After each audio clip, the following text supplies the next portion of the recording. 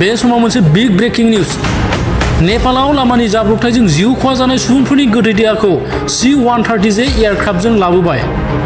नेपालाव दुखुनांथावै लामानि जाब्रबथायजों जिउ खहा जानाय सुबुंफोरनि गोथै देहाखौ हादोराव लाबोफिननाय जाबाय। थांनाय 23 आगस्तखालि नेपालाव भारतनि दावबायारिफोरनि गाखोनाय गंसे बासआ दुखुनांथावै मार्सियान दी दैमायाव गलांदोंमोन। जाउनाव सा 25 भारतारिफोरा दुखुनांथावै जिउ खहा जादोंमोन आरो सा 16नि गोब्राब जोखोम जादोंमोन। बे सुबुंफोरनि गोथै देहाखौ 24 आगस्तखालि इन्डियान एयारफोर्सनि C-130 जे एयारक्राफ्टआ हादोराव लाबोफिनबाय। नेपालनिफ्राय महाराष्ट्रनि जलगांव जाब्रबथायजों जिउ खहा जानाय सुबुंफोरनि गोथै देहाखौ लाबोबाय। मख'नो गोनांदि जाब्रबथायाव जखम जानाय भारतारिफोरखौ काठमान्डुनि त्रिभुवन इउनिभार्सिटि टिचिं हस्पिटालाव फाहामथाय होगासिनो दं होनना मिथिनो मोननाय जादों।